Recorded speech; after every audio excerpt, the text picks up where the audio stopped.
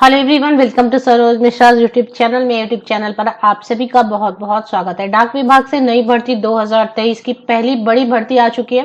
Post office recruitment 2023 40,889 vacancies total I हुई है। 40,889 post पर रिक्रूटमेंट एडवर्टीजमेंट जारी कर दी गई है और एप्लीकेशन शुरू हो चुकी है।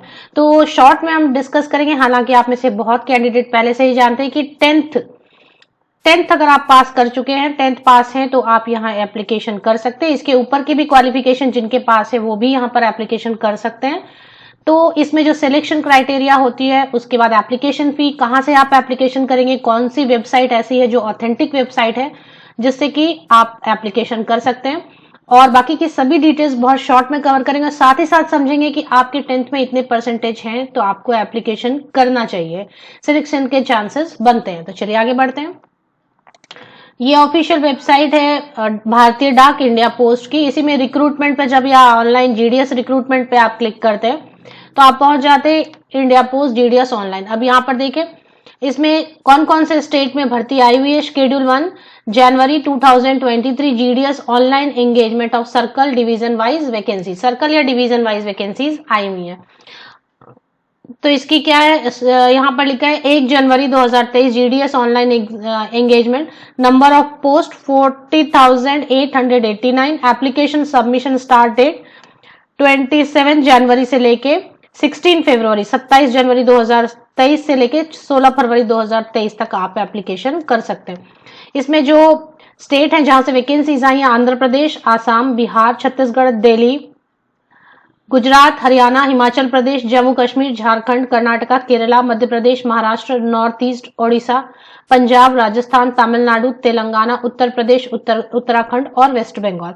अब आप समझे कि अगर आपको आंध्र प्रदेश में देखना है कि क्या क्या कौन कौन से, जैसे यहाँ पर लिखा है सर्कल वाइज, या तो आंध्र प्रदेश पे आप क्लिक करें तो आपको दिखेगा कि आंध्र प्रदेश में कौन कौन से सर्कल हैं।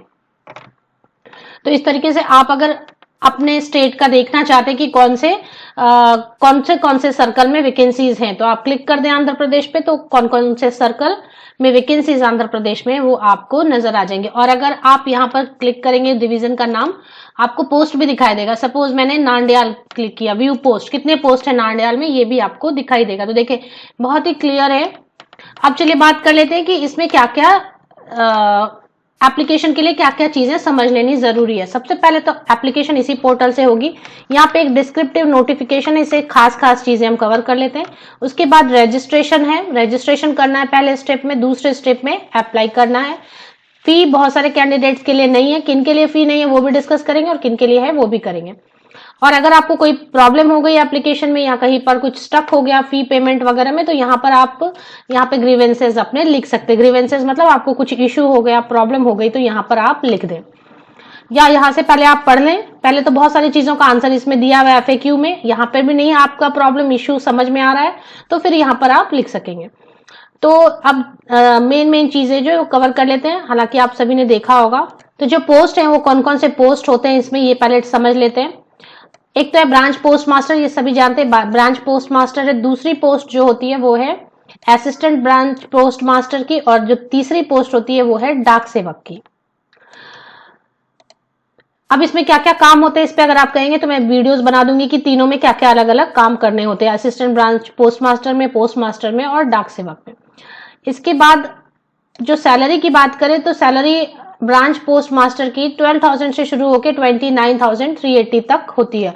12,000 तब दिए जाएंगे जब 4 घंटे का काम होगा। 4 आवर्स की ड्यूटी के लिए 12,000 मिनिमम दिया जाता है। जैसे कैसे होता है, आवरली यहाँ पर किया जाता है, तो उस हिसाब से time related continuity plus dearness allowance. अभी डियरनेस अलाउंस भी दिया जाने लगा, पहले जो एडवर्टीजमेंट आते थे उसमें डियरनेस अलाउंस नहीं दिए जाते थे।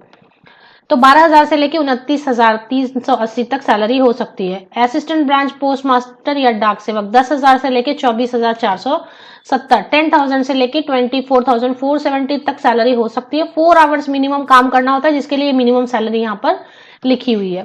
अगर ब्रांच पोस्ट मास्टर बनेंगे और आप मिनिमम 4 आवर्स करेंगे तो 4 आवर्स के लिए 12,000 होगा। अब बात कर लेते हैं कि एप्लीकेशन फी और रजिस्ट्रेशन कब से शुरू होगी, वो मैंने पहले भी बता दिया, 27 जनवरी से 16 फरवरी तक कुछ गलती हो जाती है एप्लीकेशन फिल करने में तो आप करेक्शन कर सकते हैं। 17 फरवरी से लेके 19 फरवरी तक, 17 फेब से लेके 19 फेब तक आप करेक्शन कर सकते हैं। अब इसमें बात करेंगे कि एज की क्राइटेरिया क्या रहती है। तो एज मिनिमम तो आपका 18 ईयर्स होना चाहिए, मैक्सिमम अपर एज लिमिट 40 ईयर्स होना चाहिए। जो 40 ईयर्स है ये जनरल कैटेगरी के लिए। अगर आप SC/ST कैटेगरी के हैं तो 5 साल की रिलैक्सेशन मिलेगी, मतलब 45 ईयर्स से बिलो कैंडिडेट SC/ST के एप्लीकेशन कर सकते हैं। ओबीसी कैंडिडेट को अपर एज लिमिट में 3 साल की छूट, मतलब 43 ईयर्स एंड बिलो वाले कैंडिडेट अप्लाई कर सकते हैं। PWBD कैंडिडेट है तो 10 ईयर्स मिनिमम यानी 50 साल या उसके नीचे के PWBD कैंडिडेट एप्लीकेशन कर सकते हैं। मिनिमम 18 ईयर्स होना चाहिए। लेकिन एजुकेशनल क्वालिफिकेशन और क्या क्या चीजें चाहिए उसकी बात कर लेते हैं, हालांकि आप सभी को क्लियर होगा। इस बार कंप्यूटर की कोई सर्टिफिकेट नहीं मांगी गई है। पिछले बार एप्लीकेशन के बाद कंप्यूटर की सर्टिफिकेट मांगी गई थी, इस बार यहाँ पर कोई भी कंप्यूटर की एक्स्ट्रा सर्टिफिकेट नहीं मांगी गई। 10th पास होना चाहिए। यहाँ पे परसेंटेज इन्होंने क्लियर नहीं किया है कि मतलब परसेंटेज पे कोई रेस्ट्रिक्शन नहीं डाला है कि इतना होना ही चाहिए। 10th पास है आप एप्लीकेशन कर सकते हैं। लोकल लैंग्वेज आपने पढ़ी होनी चाहिए। लोकल लैंग्वेज की लिस्ट दी होती है, आप जहां से भी अप्लाई करेंगे लोकल लैंग्वेज की लिस्ट दी होती है। आप दूसरे स्टेट के लिए भी अप्लाई कर सकते हैं। सपोज हम में से बहुत सारे कैंडिडेट हिंदी बोल लेते हैं, हिंदी हमने पढ़ी होती है या इंग्लिश हमने पढ़ा होता है, तो ऐसे सभी स्टेट जहां पर हिंदी इंग्लिश है और आपने पढ़ा है 10th तक हिंदी इंग्लिश, तो वहां उन स्टेट के लिए भी आप एप्लीकेशन कर सकते हैं। क्योंकि ये सेंट्रल गवर्नमेंट की जॉब है, भारत सरकार की, तो यहाँ पर ऐसा नहीं है कि आप बाहर के स्टेट में काम नहीं कर सकते। लेकिन चूंकि सैलरी कम होती है तो वहां जाके काम करना अगर आपके लिए पॉसिबल है तो फिल कर दें। अब बात करते हैं या कोई भी लोकल लैंग्वेज जो आपने पढ़ी है दूसरे स्टेट के लिए भी, तो भी आप उसमें एप्लीकेशन कर सकते हैं। कंप्यूटर की सर्टिफिकेट इस बार नहीं मांगी गई है तो अच्छी बात यह कंप्यूटर आना चाहिए। साइकिलिंग आनी चाहिए, नहीं आती तो साइकिलिंग सीखी जा सकती है। और आप किसी दूसरे तरीके से भी अर्न कर रहे हैं तो चलेगा, बिल्कुल चलेगा, क्योंकि उन्होंने लिख दिया है कि दूसरे तरीके से एडिक्वेट मीन्स ऑफ लाइवलीहुड, आपके घर खर्चे के लिए और भी कहीं से कुछ आप अर्न कर सकते हैं। तो ये बात होगी। फीस की बात करेंगे और इसके बाद बात करते हैं कि कौन से एप्लीकेशन कौन से कैंडिडेट जो है एप्लीकेशन करें, कितने परसेंटेज वाले। सिलेक्शन क्राइटेरिया में कोई एग्जाम नहीं होती है, कोई इंटरव्यू नहीं होती, एग्जाम इंटरव्यू कुछ भी नहीं होता है। एग्जाम इंटरव्यू का कोई प्रेशर नहीं है, सिर्फ आपको एप्लीकेशन कर लेनी है। तो उसके बाद मेरिट लिस्ट बनती है परसेंटेज 10th के मार्क्स के बेसिस पे। आपके पास कितनी भी क्वालिफिकेशन है लेकिन जो मेरिट लिस्ट बनेगी वो 10वीं के मार्क्स के बेसिस पर बनती है।